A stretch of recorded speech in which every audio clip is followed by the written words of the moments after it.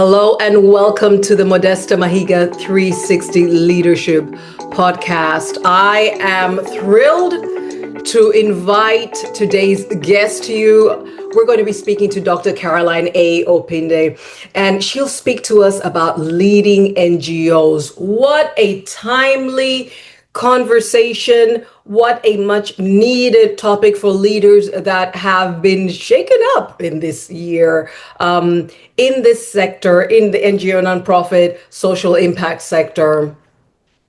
So if you're a leader in this area, I'd like you to lean in. I'd like you to take note of where you can connect with her, because she is known as the leader of the NGO Whisperer.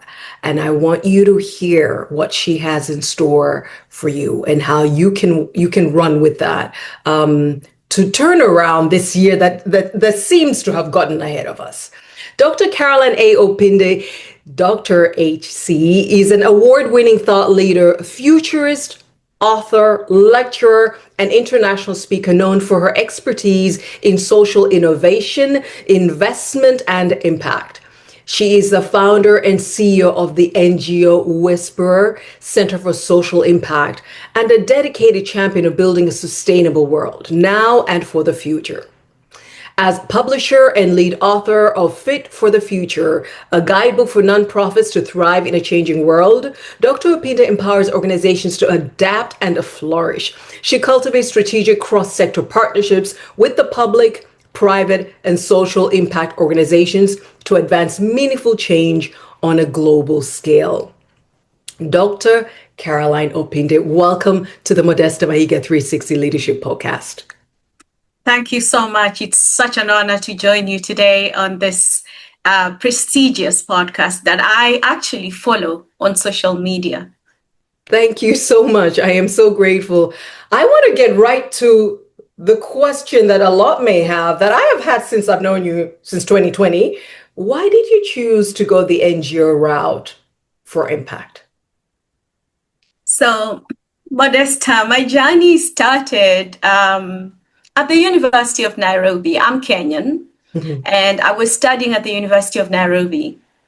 And I stepped into the nonprofit sector because the university had a program to train university students to be HIV and AIDS peer educators. And we were focusing on behavior change communication to prevent the spread of HIV and AIDS among university students in Kenya. And so that's how I stepped into the nonprofit sector.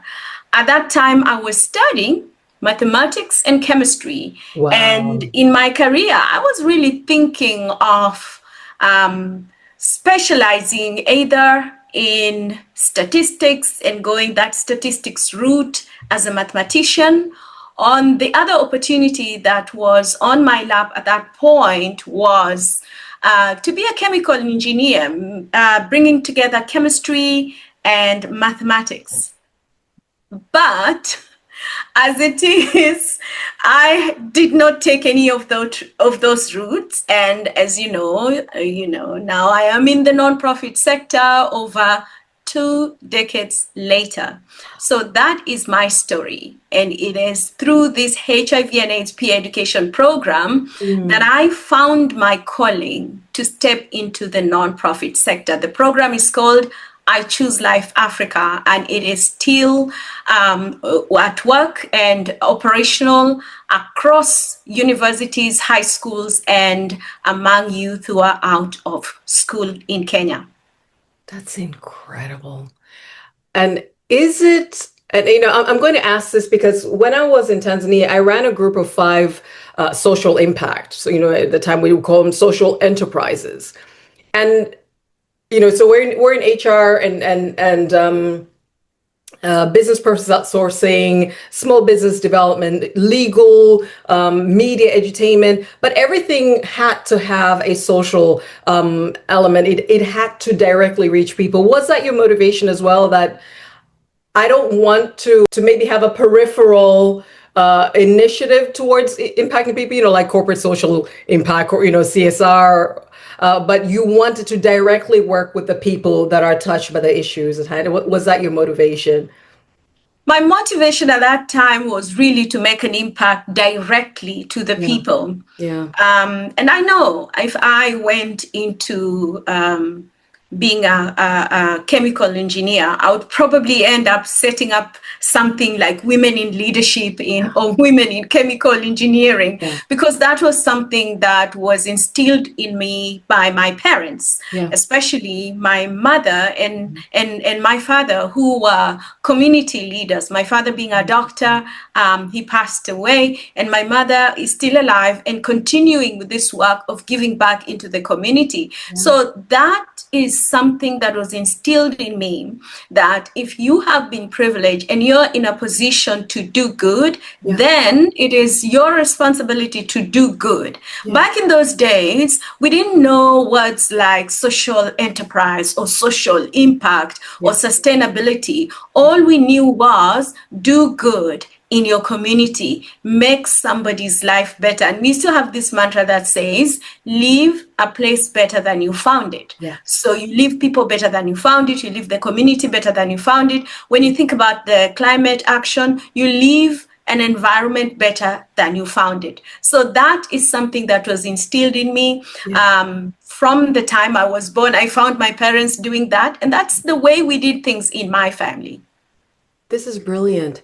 And you're opening up something that I think a lot of people wrestle with. They want to make a difference. And these values maybe not as directly instilled, but maybe it's just one of those things that is assumed, especially in our context, in African context, that listen, you don't live for yourself, right?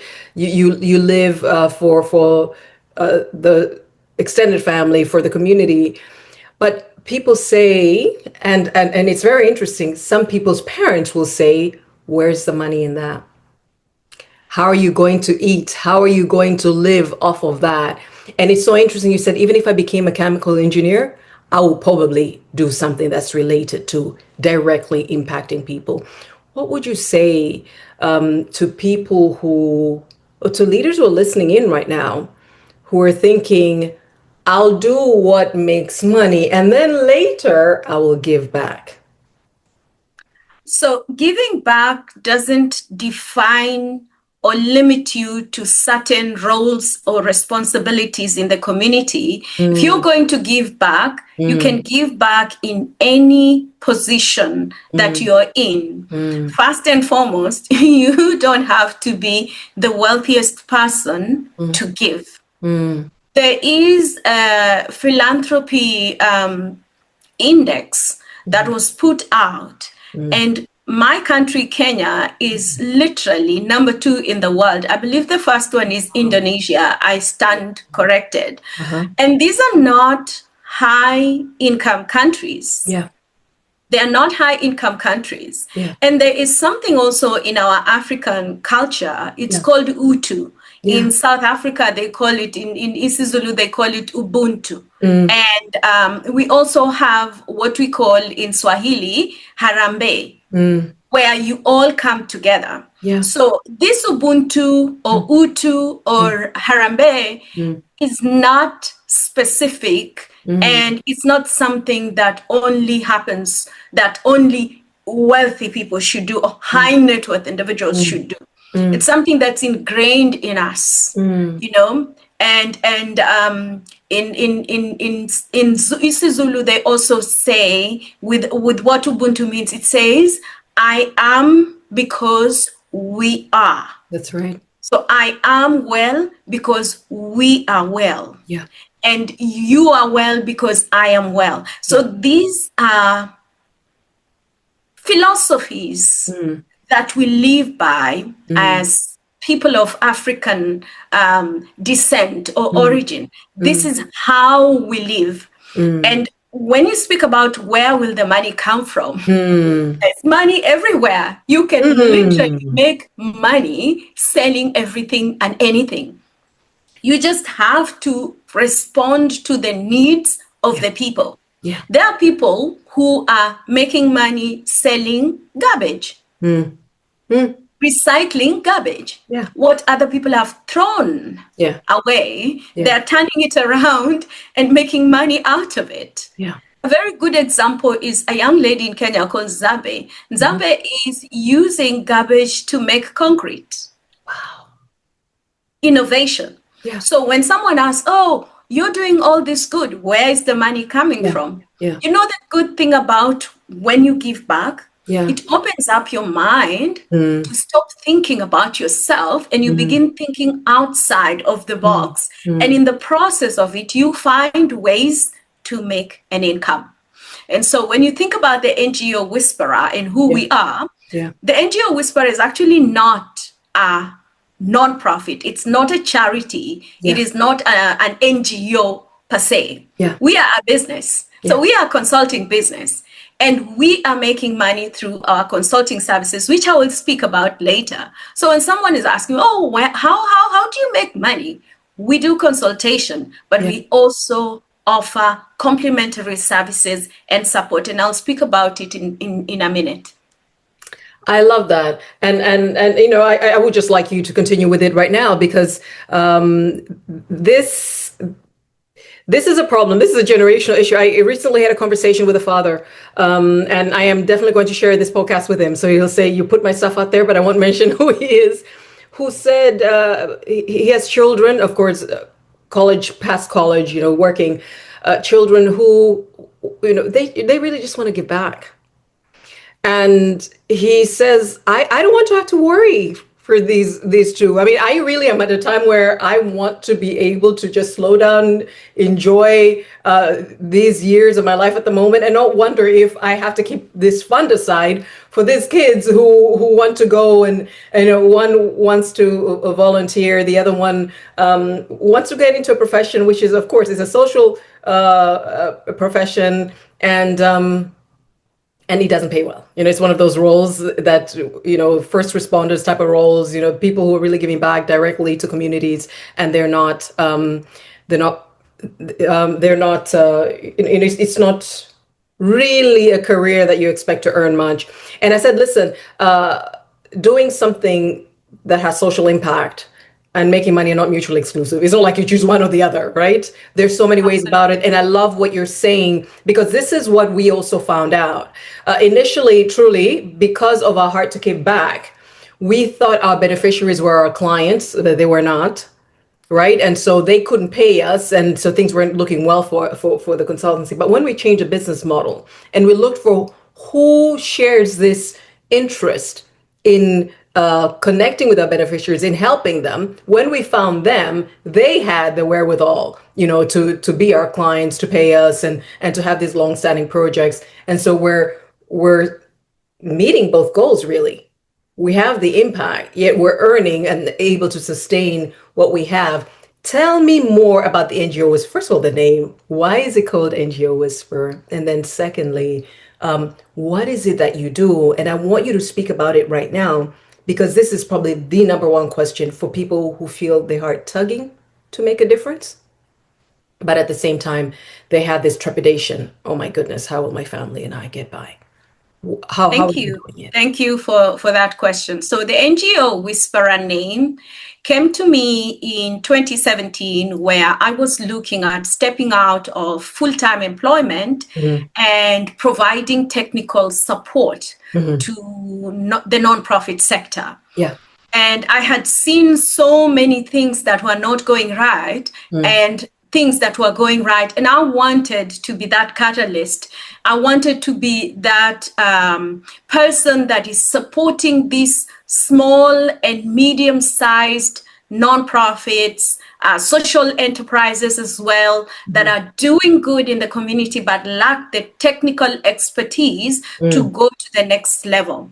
And so that is how the NGO Whisperer was founded. The name itself came about when I was attending coaching. So Before I stepped into consultancy, I was not a trained consultant because, as you know, I mentioned, I studied mathematics and chemistry. There's nothing in there that teaches you about setting up a consultancy business. And then I stepped into the nonprofit world and learned how to do work within the nonprofit sector, specifically raising funds and reporting, donor relationship management, project management, and so on and so forth.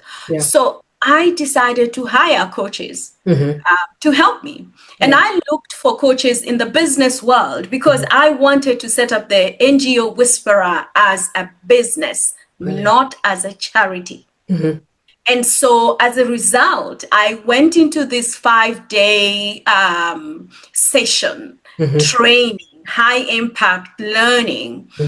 And one of my coaches who provided training, not just for those 5 days, but I continued to have a relationship with him for almost up to the time when I set up the NGO Whisperer and started operating in 2018. So that's the whole of 2017, 2018, up to 2020, actually. And his name is Coach Kevin Ifran. So Coach Kevin, if you're listening to me, wherever you are, shout out to you and your team.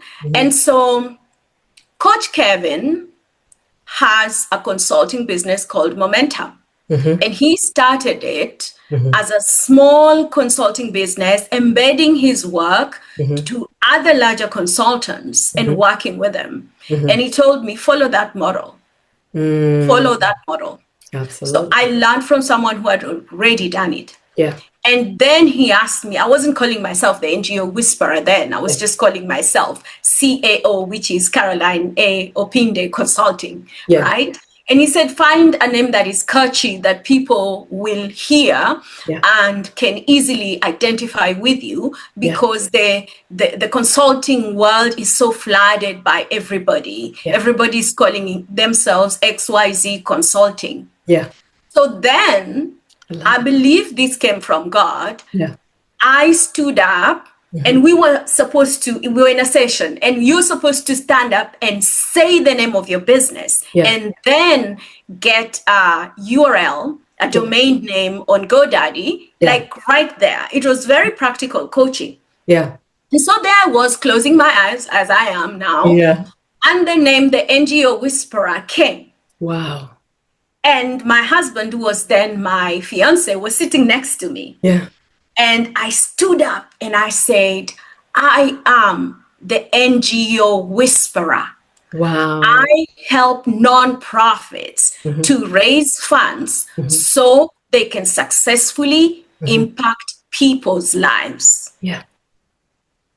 Those words came to me like that. I have goosebumps. It was like an heavenly download because I did not rehearse it.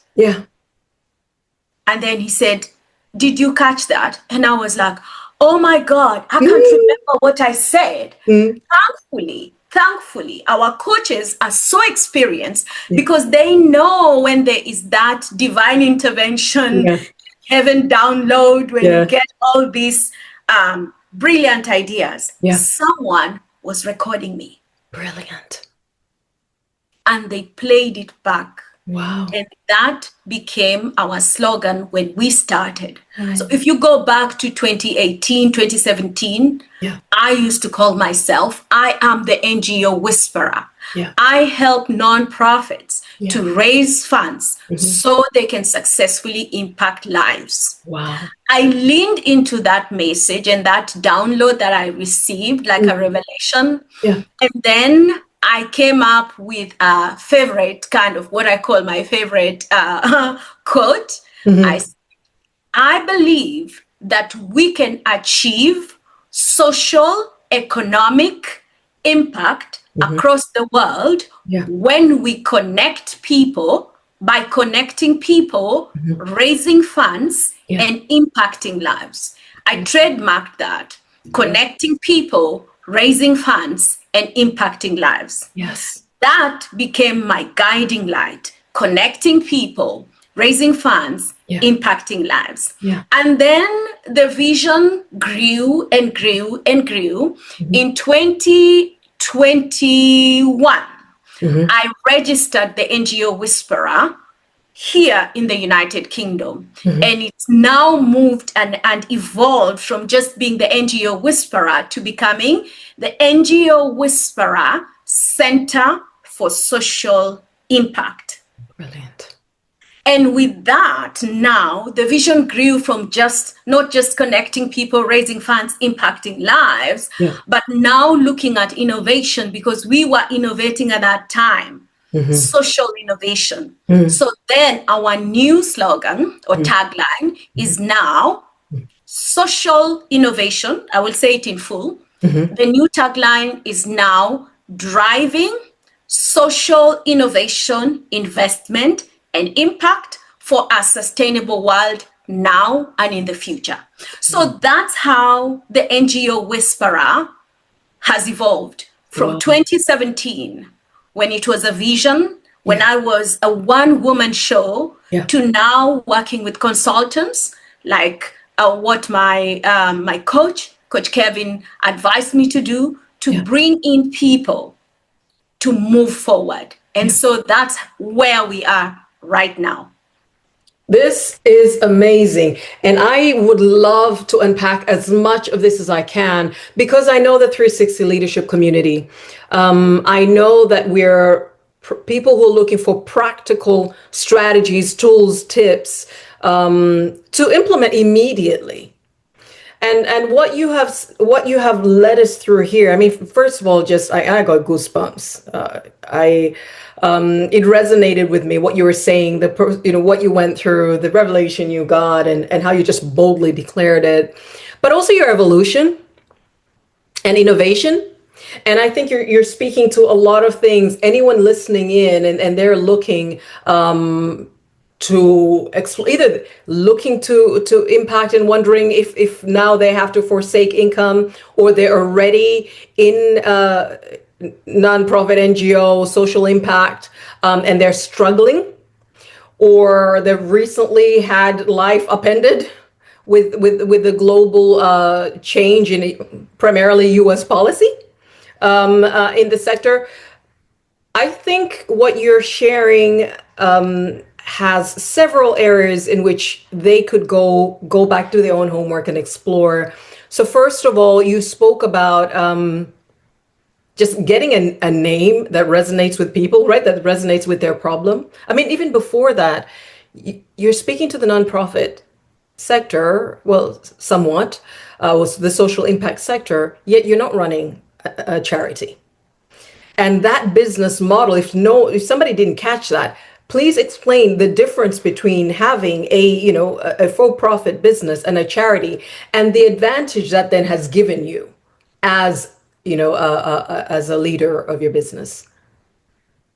One of the reasons why in 2021, when we were looking at registering our business as a business, was because we did not want to be limited at the amount of profits we can make and earn, because this is how I make money through the NGO Whisperer. I don't have another job, at least not for now, where I make an income. And so I wanted to have maximum control of how much money I can earn within the charity sector or the nonprofit sector. Your income is capped at your salary. Nonprofit leaders do not earn dividends. They do not have shares. So the company, if you look at a non-profit as a company, it is limited by guarantee. It's not limited by shareholders. And so you do not have shareholders. The shareholders are actually the beneficiaries, the target group, the people you serve. Those are the shareholders of the organization. And when a nonprofit closes down, you know what they do with their assets? They give it or pass it on to another nonprofit or charity that does a similar work. Those are global guidelines that govern how nonprofits or not-for-profit companies operate. Yeah. Which is very different with how I wanted to do this, because I wanted this as a legacy for my family, that we can make an impact at the same time earn an income. And so I did not want to limit myself to just a salary, but I also wanted to earn dividends as a shareholder of the NGO Whisperer Center for Social Impact. And during that time, and this is important to leaders, I consulted with many leaders here in the UK in the process of registration. Remember, I come from Kenya, I lived in South Africa, and then I moved to the UK in 2019, just before Corona hit. And at that time, I was searching and searching, and I looked for all these leaders who are experts in developing or building companies. And if you know anything about the UK, there are so many ways you can set up your business. And there's so many different types of nonprofits that you can set up. So what did I do? And this is something I do all the time, and I highly recommend it to anybody and everybody. When you're stepping into a territory that is new, you are not a Mr. or Mrs. Know-it-all. That's right. Nobody has all the knowledge. Seek wisdom from people who have gone before you to stop you from making silly mistakes that will cost you a lifetime of regret. So I reached out to the University of Boston, another shout out to their Department of Law, because I wanted to find legal counsel. And they advised me and led me and connected me to their social enterprise department, led by a professor of business models who develops business models. And this professor asked me one question, which helped me to make a decision that the NGO Whisperer Center for Social Impact is going to be a business and a consulting business, and it is limited by shares, which I am the shareholder. It's a woman-owned business. He helped me to think through all these things. Brilliant. And so he helped me, and he asked me one thing. He said, Caroline, there are so many charities around the world. You don't need to add to that and always seek for grants and donations. You are showing these people how to raise funds. You need to get a new business model and set up your business so you can make an income and not be limited, because you will be seeking for funding. Your clients are seeking for funding. How will that be? What if you don't get funding? That will stop you. You lose the morale.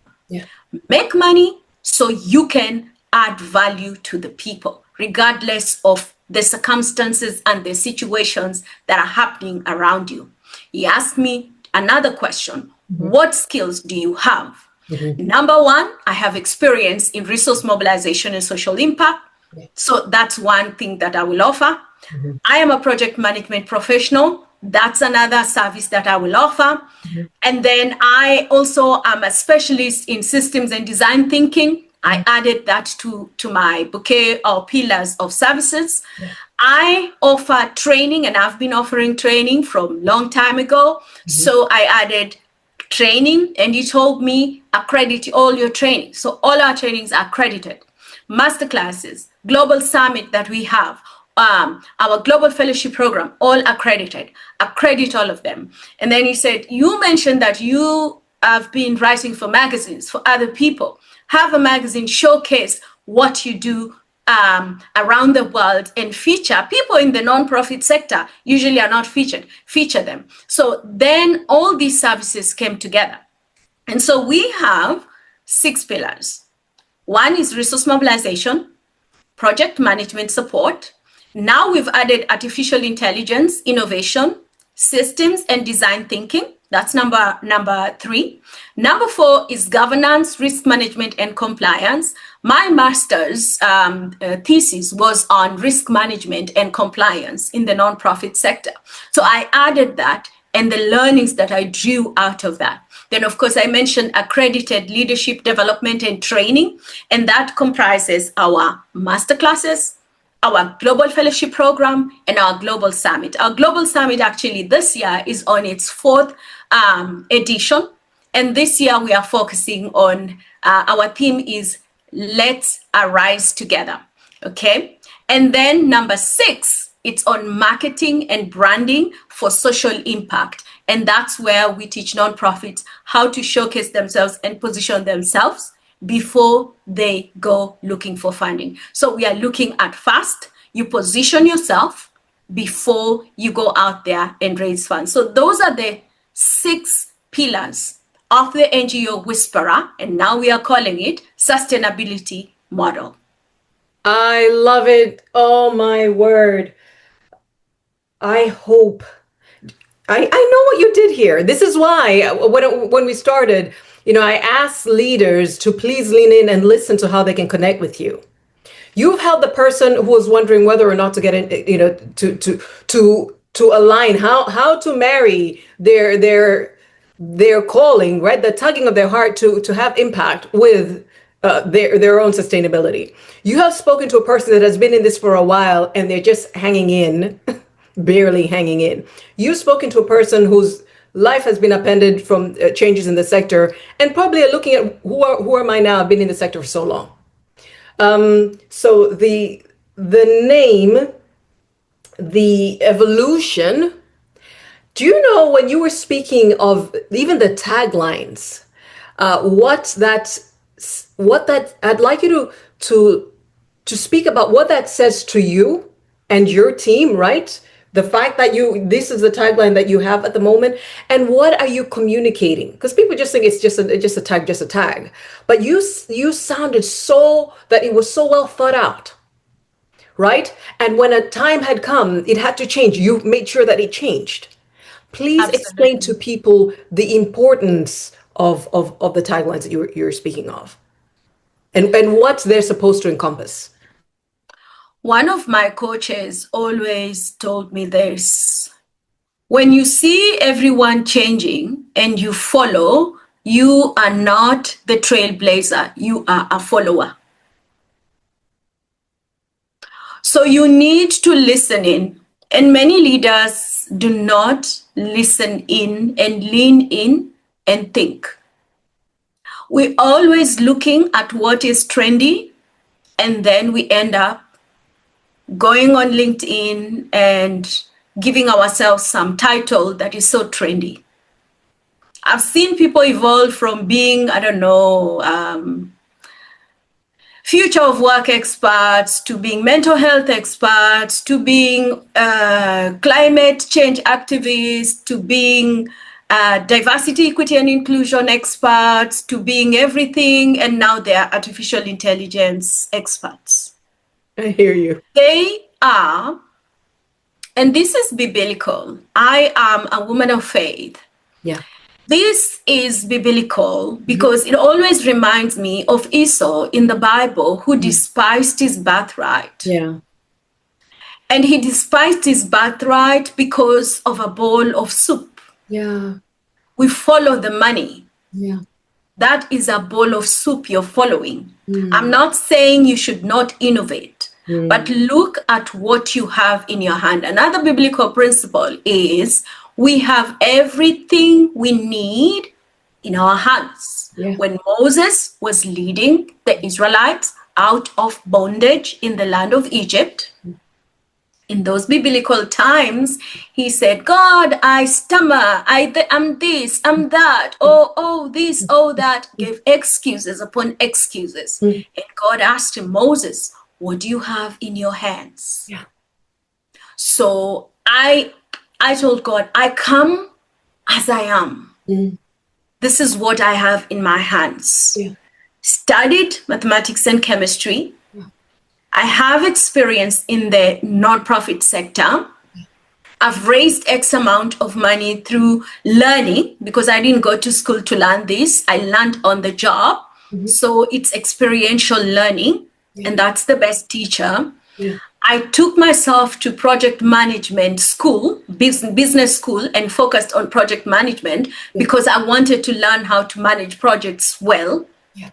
And I wanted to also learn how to manage projects that are not necessarily charity focused, but also non-charity focused. This is always my thinking. Yeah. Broaden your thinking. Yeah. Broaden your thinking, right? And then I told God, this is what I have. Yeah. Use me. Yeah. How can I make something out of what I am now that I'm stepping out of full-time employment? Yeah. So then it came to me, this is what I should do. Now, for leaders, it requires thinking. I just didn't wake up one day and all those things came. It took a lot of introspection. Yeah. It took a lot of coaching. Yeah. And unlearning the employee mindset where, que sera, whatever will be. I'll clock in 9 to 5 or 8 to 5, whatever you do. Or if you are a workaholic, you work as long as you are thinking you'll be rewarded and all those things. And then you go home with a burnout. And I told myself, I want to change. I want to change my life. I want to turn my life around. I don't want to be dependent on a salary. I don't want my great ideas to be squashed in senior management meetings. I want to run with ideas. Yeah. So each and every one of these ideas are ideas that I believe came to God. Let me share something. I know our time is running out, and we have a lot to talk about the current situation we are facing. Yeah. But I want to share something. Yeah. Ideas come to you at night. Yeah. Take your phone. Now it's easy. You don't even have to write it down. Take your phone and record yourself. You can even send yourself a WhatsApp voice note of that idea. The following morning you wake up, implement it. Yeah. Because if you don't implement it, the giver of the idea, who I believe is God Almighty, will give it to somebody else. Then you'll now start hating them. You'll find it on social media running around. You will find it on social media 3 months later. Yes. Why? Because you did not implement that idea. And it's not that someone stole your idea. No. Nobody stole your idea. You're sleeping on the job. Yes. Take that idea, run with it, and always find how to make money out of it. Even if it is not highly profitable, there is much more, sometimes more than money. Our magazine is not very profitable, but through our magazines, we have built a lot of relationships. It's actually through our magazine feature that I came to know about Mahiga. Oh, wow. I'm here today because I featured Rema Kasule. Rema Kasule, shout out to you. On the cover of our magazine. Yeah. And that's why I'm here. So I didn't sell and make millions from that issue of that magazine, but Rema connected me with you. Yes. Social capital. Yes. Social capital. So always find out what can you make out of your ideas. Implement your ideas as soon as you receive them. And thirdly, don't fill your calendar. My calendar used to be so full, and I thought, oh my God, I have arrived now. I'm a consultant because I barely have time for anything. Make room for those, I call them God opportunities that will come your way, that will require you to go somewhere to meet someone. Because when your calendar is too full, then you're really working in your business and not on your business, right? So make room. And that comes by delegation, automation, and many other things that you can do using artificial intelligence tools, innovation that already exists. So utilize those things to make your life easier so you can have time to think. Leaders today don't make time to think. And I always push our global fellows, and I tell our global fellows, make time on Friday in the course of the week or on Wednesday for people to think. Give people 1 hour and just tell them, think. Even if it hurts your head. Someone told me one time, oh, my head hurts when I think. Good. Yeah. Because it's cleaning up things that are in your subconscious mind that are occupying space that shouldn't.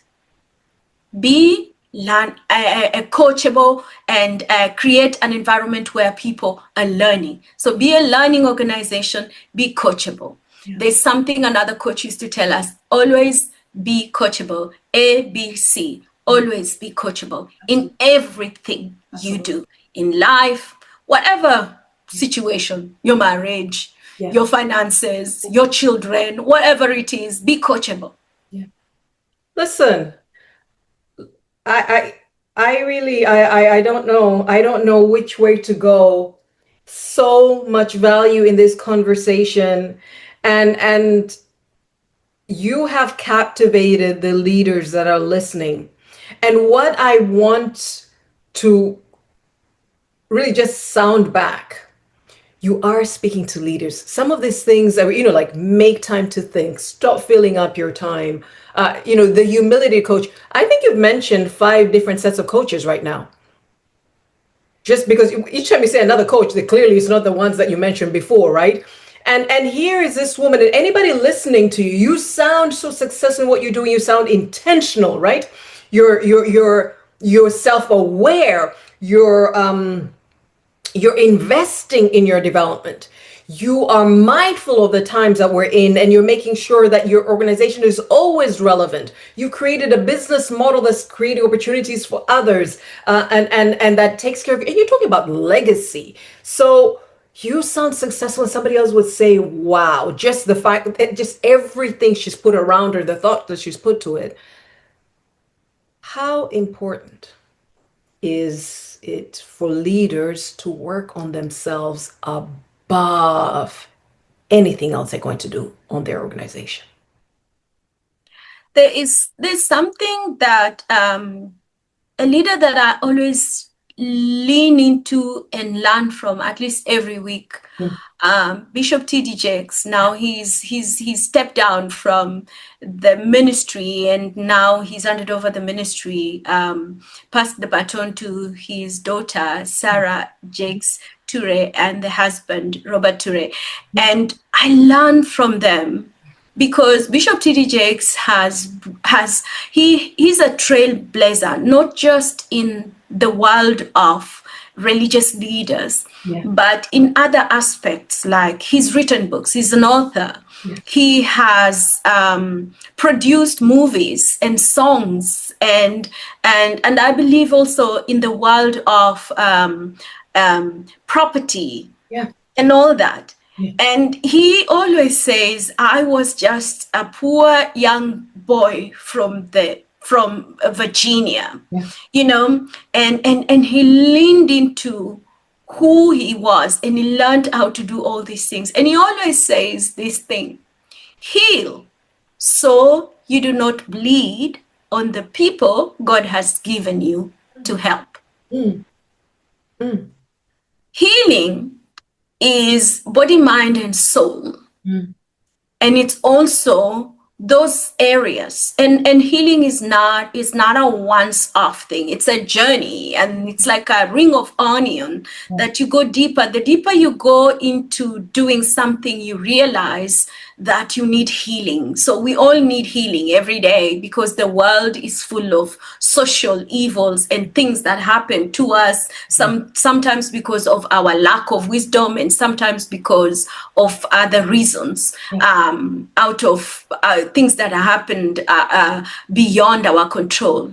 But the most important thing to do is healing. And healing comes from forgiving other people, but also forgiving ourselves for when we did not know what to do right. And leaders, I find many leaders, sometimes we become motivational speakers, not because we are motivational speakers, but because we have a message to give to the world. And in the process of doing that, make sure that your spirit and your soul has been cleansed and healed, so that the messages that you're putting out there are not messages that are creating fear, but unifying people and messages of love. Because you'll find all these motivational speakers, and some of them you find a lot of spiteful words that they put out there.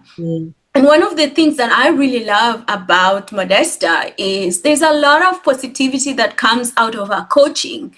And there's no name calling, oh, when I was here, this was happening and this and that. Therefore, you need, there are those type of coaches and leaders and motivational speakers who there's always someone that they're mentioning who did wrong to them, who did this to them, because we need healing. Yeah. That is bleeding on the people you've been called to bless, and to be a support system for. So healing is important. Working on yourself is important. Learning skills such as you are in the business of consulting or coaching. But how are your finances? How are your relationships with your family at home, with your siblings, with your parents, and all that? If there is something amiss, it shows in your work. It shows in the way you present yourself. And you cannot hide these things. And we can see it with world leaders. You can see world leaders who need healing by themselves. You can see it. You can see it. And you say, oh, that person needs healing. Somebody must have hurt that person so bad, because you can see in the way the choice of words, the way they conduct themselves, they don't come from a point of love, but from a point of fear. Because sometimes we can succeed from a point of fear because we are afraid of losing. Someone once said, some people will go to heaven because they fear hell, and some people will go to heaven because they love God. Because they love God. Oh, I love that. I love that. It's so interesting. In conversations with the Holy Spirit and asking for these big and lofty things that are associated with my calling and my business, and he would send me back to things that I just thought, this is debasing me. I mean, we're going backwards here, Holy Spirit. There's a year, one of those years where I'm praying to usher in the year, and I'm making financial plans and I'm asking for increase, and he said no. And I'm like, what do you mean no? He goes, what are you going to do with it? I'm like, do you not know my life? But like, why are you asking what I'm going to do with money? And he said, what you have received, you have not been a responsible steward for, and I don't see how my kingdom's going to benefit from it. Another time I was sent to, I went to do Dave Ramsey's Financial Peace University. Another time it was about counseling. So I've gone into counseling. Recently, I was talking about, I was like, I was tossing a couple of things, and this was, I was speaking to my therapist. It's just Modesta's therapist. This wasn't a coach. This is my therapist, right? Like psychotherapy, counseling therapist. And she asked me about, career, business, and I mentioned something, and I was just, either I was brainstorming out loud to her, and I realized I was making fear-based decisions, and I was about to take a pivot, an entire pivot, that was not aligned with what the Lord called me to, because I was trying to do the math, and it wasn't aligned with what my greatest desire and even my giftings. You spoke about lean in on what you already have in your hand. So she just asked me one question, just a very simple question of, what is it that I would like? Let's say all the other external things aside, what would I? And with that one question came the reply of what really was at the core of me, which is who I am and what I've been doing all along. And that settled that. So even as I think too many times as leaders, we're focusing on the outward, on the impact, on the things that we're doing and the mark that we're making. The greatest work, like that onion we were talking about, the greatest work is always going to be internally. Matter of fact, that'll be the foundation upon which anything else you build. So marriage and parenting and finances and wider relationships and even the motivation for why are we, I spend so much time on social media now that I work remotely. Why am I on social media? What am I trying to achieve, right? Why is my calendar full? Why am I naming names of who I'm associated with where? What is it that I ultimately want to achieve? And I think leaders kind of brush that off as that's neither here nor there. What's material is the hard things of what I want to do, but they're not going to stand. And so the fact that I kept on hearing you mentioning coaches, the fact that I kept on hearing you talking about making the time to really think and think through, to take notes when ideas come to you, you're telling me, above all, it's important to make sure. There's a saying, and I don't remember now who said it, but he said, if the enemy within is subdued, the enemy without will not bother you. You will find a way of dealing with the enemy without if the enemy within is subdued. But we have, like you said, global leaders, and you can tell that they need healing, because what they're putting out, the policies, the decisions, the announcements that they're making is doing more harm than good. And I want to now come to this part of our conversation. We have been dealt a blow externally as leaders in social impact, NGO, nonprofit sector, and especially with the change in policy with the U.S. government and what that has meant, primarily for those that work for, with, benefit from USAID, for instance, and several other organizations, the Millennium Challenge, and what that has also maybe the domino effect that has had on other partners and their thoughts and their models of working around the world. Please help us know how to move forward. We've got leaders listening in that things are upended. I recently spoke to someone telling me that I'm not working at 80% of my salary. We've been given these many months. We don't know what happens thereafter. Others, I just told, next week is the last day. I know for local staff of USAID programs, I think end of June is their last day. What is the way forward, if you can even imagine? What are some practical things? Again, we're talking to the 360 leadership community. This is like, what's a practical thing I can do? And I don't know if you're going to start internally or you're going to directly how to consolidate and pivot and move forward. What are the thoughts that you have for those that are in the sector, and especially for leaders of NGOs? That's a very good question. I believe everyone is asking themselves that question every day. But I would like to begin by saying that whatever we are experiencing, we had it coming. It was coming slowly. We had it coming. This is not just, a temporary, let's tighten our belts and see where we can make shifts. This is a structural realignment of systems. Systems are changing. Things that we were used to doing in a certain way are now shifting, and they're no longer there. And so we need to change our mindsets in the way we look at social impact. And that brings me to what that professor from University of Bolton asked me. What do you want to do? You want to do good. You can do good today if you open a supermarket. You can do good if you have a restaurant. You can do good in all these ways. And so the realignment happens in the natural world where we see things happening, but it was already happening and shifting long before. And I will just give examples. 2020, 2021, during COVID, there was a signal. And if people were listening, I love the Bible, because when you read into the Bible, it gives you answers. And I'm not preaching at people right now. I'm just sharing my conviction. There are these people called sons of Issachar in the Bible. They're one of the 12 tribes of Israel. And they knew how to read signs and times. And then they would realign. We are all now called to be like that, like the sons of Issachar. Yeah. Now let's pray, God help me to be like the sons of Issachar, to read through and know the signs and times.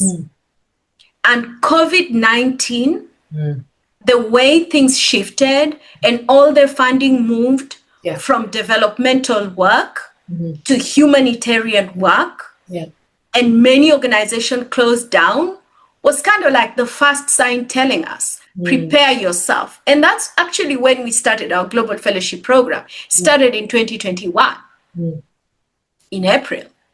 Secondly, when UK government had its aid cuts in 2021, 2023, they moved from the Department for International Development, DFID, to FCDO, Foreign Office, and there was a reduction in budget. That was another signal telling us these donors that we are overly relying on, things are shifting. The same thing happened with SIDA, the Swedish International Development Agencies. They are now facing inward in their country and many other countries. And so now what happened in 2025 to me was not a shocker. Well, we knew USAID was going to be there forever. But when it happened, I started looking back with the eyes of the sons of Issachar and asking myself, God has been speaking to us. We are the ones who are not listening. And so what is this telling us? You who is in the nonprofit sector, you have skills that can be used in the marketplace in any field. Look for the way you can pivot. During COVID time, we were talking about pivoting. And people thought pivoting means moving from working in the office to working from home, moving from having in-person events to having virtual events. They didn't think pivoting means literally your paradigm shifting from the way you used to do things to doing them differently and utilizing what you have in your hand. And this is happening right now. So in our sector, we have seen all this systemic withdrawal of funding. And now it's moving more from developmental work to humanitarian work. I'm going to go into this, and I just need to mention a few things. There's a shift of funding from gender-based violence development services because of the shift now from looking at diversity, equity, and inclusion as a thing. You all know about that. There's a shift of funding and changes in funding in health and sanitation, and governments in the global south are now being asked to take responsibility of their health and sanitation. There's a shift in food and nutrition, which relies heavily on humanitarian work. And now governments in the global south are being asked to feed their own people, grow their own food. There's a shift in the education and youth development system, and finally in environmental and waste management sectors. What is this telling governments that overly relied on international foreign aid? You have something in your hand, utilize it to build structures and systems in your country to be self-reliant. That's at the government level. At individual level, and I will go to regions. Regions that have been mostly affected are Sub-Saharan Africa, the Middle East and North Africa, which is considered as the MENA region, South Asia. We all work in this region. The NGO Whisperer works in all this region. Latin America and the Caribbean, and now Europe. Europe has also been affected greatly. Because funding that was subsidizing what European government and UK government were giving is no longer there. And so now the funding that they're giving to these organizations is not sufficient for the impact they were receiving. Now, how do we as leaders make an impact? We need to invest in ourselves. You who has been laid off, you have skills. If you need certification, go get certified. If you're a project manager, and you don't have certification in project management, go get certified. Yeah. If you are in finance and you're managing millions of grants or even billions for some people, get accreditation. Yeah. Whether to be a financial analyst or stepping into investment in the investment world, get certified. Yeah. Because certifications now makes the difference. Everybody's got skills. Yeah. Everybody's got 20 years plus, 15 years plus in the field. Yeah. There are people who are already there, they're certified. Get certified with the right bodies that need you to be certified. Yeah. And then equip yourself. And it's so easy to do this. You just need to go online. And some of these certifications are not expensive. A few hundreds of dollars. You can save that. You can save that and get certified. Secondly, heal. Heal from the pain, the trauma, the hate, whatever. People are hating presidents, and heal. Yeah. Because you're not going to take that anger to your new job. No. Heal. Yeah. Find a way of healing. If you are the kind of person who needs to pray, go and pray and heal. If you need to meditate, whatever it is that you need, see a therapist, talk to somebody, heal before you step into this new chapter. Don't seclude yourself. Look for people who have done well in those fields. Yeah. This is the time to go on LinkedIn and reach out to people. Yeah. Reach out to them for support. A lot of information is being shared for free. Go on YouTube, learn what you need to learn, follow what you need to follow, join podcasts, be a 360 podcast member with Modesta Mahiga, listen to the podcast on leadership development, and do whatever you need to do. Another thing that I would tell leaders is this is not the time to go on holiday to heal because you're spending money. Find frugal ways of making ends meet. If you had this palatial, huge home, driving 4x4 SUV cars, maybe this is the time to let go and just get a small car that's not a fuel guzzler. This is not the time to take your children to the most expensive school in town because you are the chief of party of this organization and all that. This is the time to tighten your belts, as I said, literally, so you can save for longer as you're looking for new opportunities and you do all that. For governments, for networks now, like the NGO Whisperer. What I would say is let's invest in local leadership, empower people. We do that at the NGO Whisperer. Localization is the way to go. Donors are now funding more organizations in the global south and are looking for local leaders and local organizations to do the work.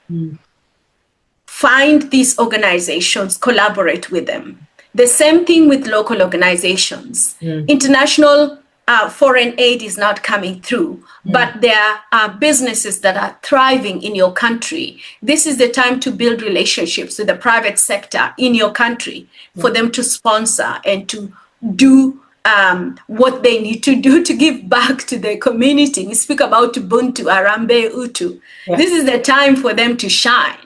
But you must show them that your work adds value to them. So how do you do this? You need to showcase to them your impact and the impact that you're making, which is aligned with their goals and their vision for the organization. Another thing that we can do as a sector and as governments, as leaders in this sector, is to encourage nonprofits to diversify income streams. And by diversification, we're not saying go for everything. Just look for areas in which you can raise funds for the work that you do and areas in which you gain mileage. For example, building your social media presence and getting, there's this gentleman called Kevin L. Brown. He always says, be fundable, be findable, so you can be fundable, right? So for you to be fundable, you need to be findable. Yeah. And for you to be findable, you need to brand first. That's right. And that is also one of our branding and marketing goals. Brand yourself. Yeah. As a leader in the sector, your nonprofit, what are you best known for? And focus on that. Yeah. Right? Strengthen agility in the organization. If something that you are doing is no longer getting funded, you don't have to stick to it. Someone once said, you're not a tree, move. Move. Yeah. Right? Move with the times. Like I said, with the sons of Issachar, they're moving with times. Yeah. Not in chasing money, but looking at your areas of strength. And lastly, innovate. We have artificial intelligence, innovation, and looking at strengthening all this in your organization. And lastly, learn how to tell your story. Because you can have all these things, but if you do not know how to convey your story to people and how to utilize the data that you have, the information that you have to tell a story, and a powerful, impactful story, then nobody is really going to listen to you. There are people doing amazing work, but they just did not know how to communicate, how to present themselves. And there are lots of training you can get online for free on YouTube. Learn how to speak. Get coaching from Modesta on how to brand yourself. You have training that's coming up, Modesta. I have a personal branding mastery workshop for leaders on Saturday, June 28th. And truly, you know, whether that's you and your career and you're pivoting, or it's, you know, organization, government. And I'll share the link, and I would love for people to show up to this. But what is moving me here is I love what you're saying. And I was wondering if, because what you're sharing, I mean, I would charge a lot of money for the things that you just shared right now. Let me just put it out there. There would be a lot of zeros next to the dollar sign, next to a number and a dollar sign. Can people come and do a strategy session, whether it's for the individual or their organization? Is this something that you offer? Absolutely. One of the things that I do on a personal level, we don't really advertise it out there, is executive coaching. Yes. And we sit with leaders and unpack where they are and where they want to go. Yes. And it could be a leader in the nonprofit sector. It could be a social enterprise leader. It could be someone working for government. It could be people changing their roles. You know, one of the things that I always say is, I know, you know, on LinkedIn, we give ourselves all these titles, but it really doesn't define everything we do. Yes. It really doesn't define everything we do. So one of the things that I do, and I actually had a session with someone today before this podcast recording, and it was about strategic planning for their organization and as a leader, and advising them on how best to go about it, but also listening to where they are coming from. So leaders who are looking for support, I am coming with theory and practice and a few successes that I have, and I will share this with you from my story and how I have failed forward and how I learned to quickly get up and move on when things are not working well, but also from successes of people who have come to me and we have shared and fellowshipped and went through what they needed to learn, and they have gotten something out of it. Some of it is mentorship, some of it is coaching, and some of it is just listening and being a guide and a guiding light for someone who needs support and encouragement. So for any leader out there in the nonprofit sector who has been laid off, if you're looking for support, if you're looking for someone to listen to you, sometimes it's a shoulder to lean on and to say things will get better. But after we have cried, we are going to wipe our tears and take action. You know, reach out to us. You can reach out to me on social media, and my social media handle is Carolyne A. Opinde. If not, you can email us. Our official email address, it is info at ngowhisperer.com. info@ngowhisperer.com. I usually check that email every day and I will respond to you. Thank you. Brilliant, brilliant, brilliant. And I'm going to make sure that, all your social media handles are shared in the description, as well as your email.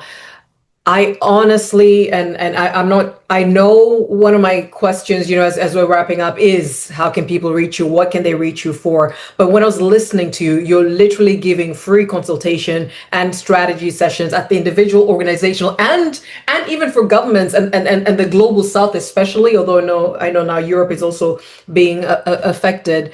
And so I'm hearing really valuable insights that I highly recommend leaders come to you for, and not just for themselves and career pivot, but even for their organizations. You gave us strategies on what to do if funding is drying up, right? You're going to go back and listen to yourself, Dr. Opinde, and you will be amazed as to the value you've just delivered. Any parting words to 360 leaders who I know now are beyond leaning in, listening to you? What can you give them to move the needle in their respective areas in these last 6 months of 2025? One of the things that I have learned to do to move forward, and I believe is something that I would love for leaders to do, is to forge strategic alliances and to think in terms of ecosystems and not silos. As someone once challenged me and told me, you and your 5 other friends, you always like saying, oh, it's lonely at the top. It's lonely at the top because you have not thought in terms of ecosystems, because you haven't built strategic alliances. Because once you build strategic alliances, what you think is your top, where you're lonely, you'll find out it's somebody else's footstool. So forge strategic alliances.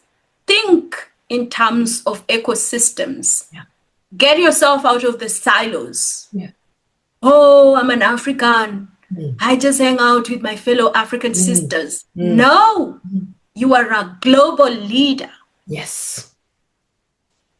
Reach out to people who don't talk sound, eat the same food that you eat, and enjoy things that you like. Learn from them. You could learn 1 or 2 things that will get you out of there. So think in ecosystems. Get yourself out of the silos. And to end it, I'd like to invite all of you to join us on November 4th and 5th at the NGO Whisperer Global Summit. It's both in person here in Manchester and virtual, so you can join us from anywhere you are.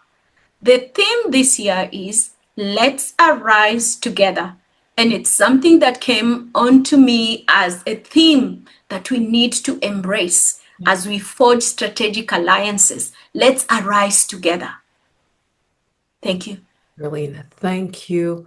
Thank you so very much, Dr. Carolyne A. Opinde. The value of this,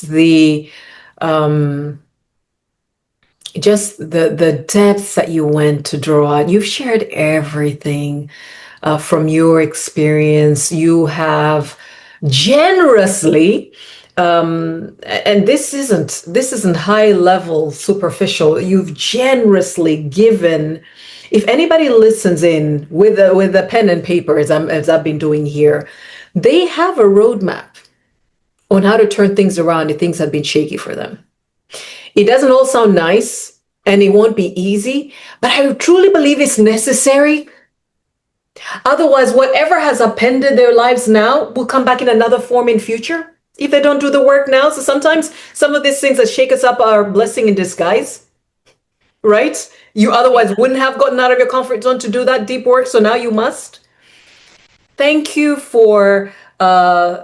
in Swahili, we have this saying that panya anang'ata na kupuliza, that a little rat, no, in other contexts they may not get it, but out in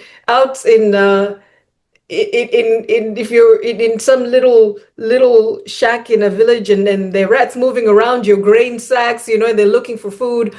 Sometimes they might gnaw at your toes, so they bite a little bit, but they blow so that you don't notice that there's something actually harming you, and you could wake up and I think some of this tough love is you're biting, but the biting is to help you, and then you also blow. I think you've bitten and blown at us today. Like, listen, own this. I love how you said this was a structural, this was a systemic shift. This was a long time coming. We didn't see it. We didn't read the times. But listen, even if it wasn't, dependency is not the way that anyone should go. Not an individual, not an organization, not a government, right? So thank you for what you presented to us today. You were a mother today. You nurtured us, and then you also gave us the discipline that we need to move forward. I will also share the link to attend the summit in November 4th and 5th on the description so that people can register as well as how they can reach you. And I suppose is the email the best way rather than on social media? Or are you open to both? I'm open to both. But if somebody is really looking for support, email us, because that email is being monitored every day. Yeah. And I just wanted to say this as well, because I know the sector you've primarily been speaking to. Please invest when you go out to Dr. Opinde. Yeah, please invest. Set money aside. She'll let you know how to work with her, but it is worth it. I think the dividends will pay off for a very long time to come. Dr. Carolyne A. Opinde, God bless you. Thank you for these insights. I pray for all the best for what you're doing through the NGO Whisperer Center for Social Impact, and look forward to connecting with you again. Hopefully, if you will grace us with your presence again on the Modesta Mahiga 360 Leadership Podcast. Thank you. Thank you so much for having me, and I am truly honored. Thank you. Thank you as well. You're welcome.